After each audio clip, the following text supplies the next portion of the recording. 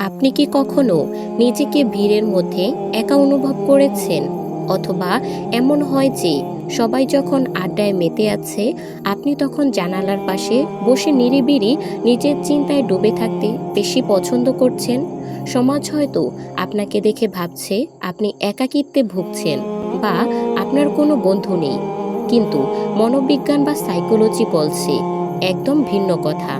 আপনি কি জানেন, পৃথিবীর সবচেয়ে শক্তিশালী এবং ধারালো মস্তিষ্কগুলো সবসময় নির্জনতা খুঁজে বেড়ায়? অ্যালবার্ট আইনস্টাইন একবার বলেছিলেন, আমি একাকিত্বের সেই বিষণ্ণতার একা চলি যা যৌবনে যন্ত্রণাদায়ক ছিল, কিন্তু পরিপক্ক বয়সে তা অত্যন্ত সুস্বাদু।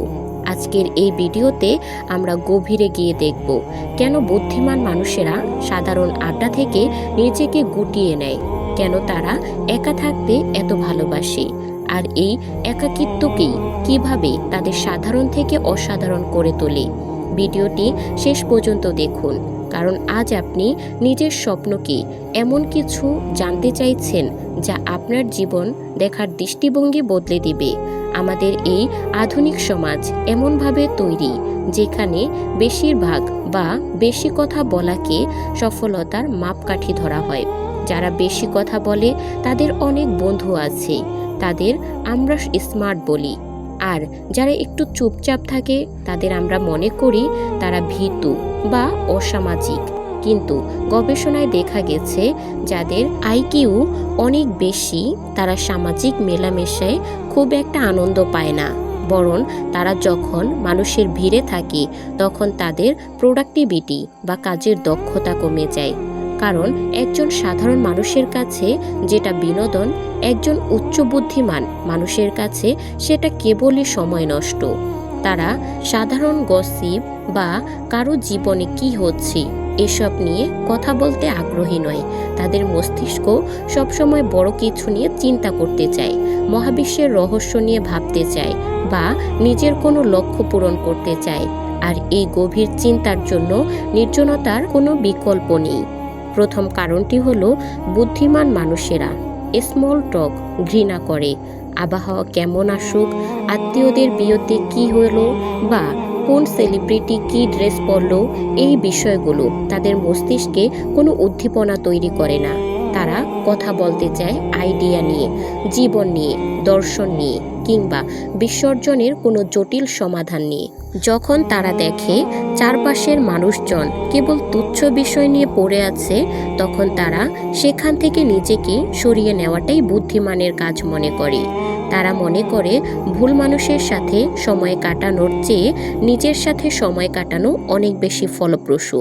তারা জানে যে সময় আমাদের জীবনের সবচেয়ে বেশি সম্পদ এবং এই সম্পদটি তারা যত্রতত্র খরচ করতে রাজি নয়। দ্বিতীয় কারণটি হলো যারা একা থাকে তারা মানসিকভাবে অনেক বেশি স্বাধীন। যখন আপনি কারোর সাথে থাকেন তখন আপনাকে সেই মানুষটির পছন্দ অপছন্দের কথা ভাবতে হয়, কিন্তু যখন আপনি একা থাকেন তখন আপনি আপনার নিজের মালিক। উচ্চ বুদ্ধিমান মানুষেরা তাদের স্বাধীনতাকে খুব বেশি গুরুত্ব দেয়। তারা তাদের কাজ, তাদের চিন্তা এবং তাদের সময়কে কারো দ্বারা প্রভাবিত হতে দিতে চায় না। এই স্বাধীনতাটা তাদের নতুন কিছু সৃষ্টি করতে সাহায্য করে। আপনি কি জানতেন, বিখ্যাত বিজ্ঞানী নিকোলা টেসলা বলেছিলেন, মস্তিষ্ক তখনই সবচেয়ে বেশি তীক্ষ্ণ হয় যখন কেউ তাকে বিরক্ত করার মতো থাকে না। নির্জনতার মধ্যেই উদ্ভাবনের জন্ম হয়। অর্থাৎ একা থাকা মানে দুর্বলতা নয়, একা থাকার মানে নিজের সৃজনশীলতাকে সর্বোচ্চ পর্যায়ে নিয়ে যাওয়া। তৃতীয় কারণটি অত্যন্ত গুরুত্বপূর্ণ। বুদ্ধিমান মানুষেরা নিজের খুব ভালো করে চিনে। তারা জানে তাদের শক্তি কোথায় এবং তাদের দুর্বলতা কোথায়। আর এই আত্মজ্ঞান বা সেলফ অ্যাওয়ারনেস আসে কেবল নির্জনতা থেকে।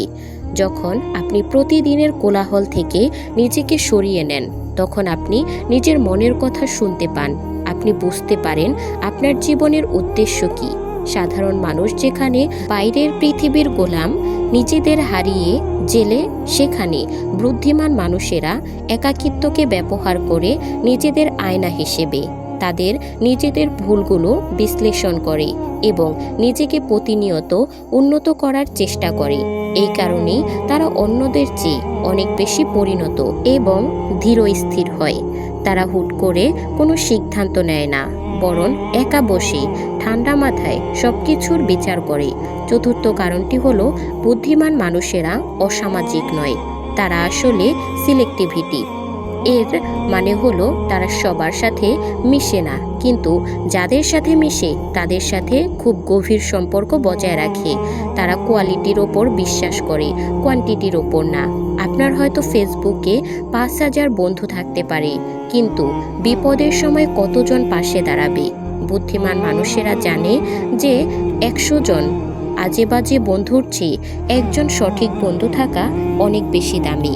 তারা সেই সব মানুষদের সাথে সময় কাটাতে চায় যারা তাদের জ্ঞান বৃদ্ধিতে সাহায্য করবে বা যাদের সাথে জীবনের উদ্দেশ্য নিয়ে কথা বলতে যাবে। যদি তারা এমন কাউকে না পায়, তবে তারা একা থাকাই শ্রেয় মনে করে। তারা মনে করে একা থাকা মানেই নিঃসঙ্গতা নয়, বরং ভুল মানুষদের ভিড়ে নিজেকে হারিয়ে ফেলাটাই আসল নিঃসঙ্গতা। পঞ্চম কারণটি হলো তাদের পর্যবেক্ষণ ক্ষমতা।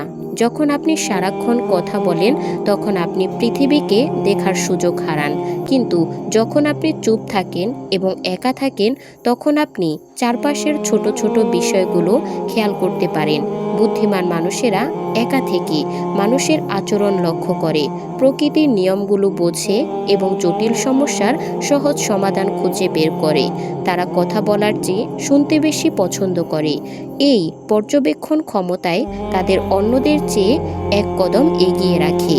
তারা যখন কোনো ভিড়ে থাকে, তখন তারা সেখানে অংশগ্রহণ করার চেয়ে সেই ভিড়টিকে বিশ্লেষণ করতে বেশি পছন্দ করে।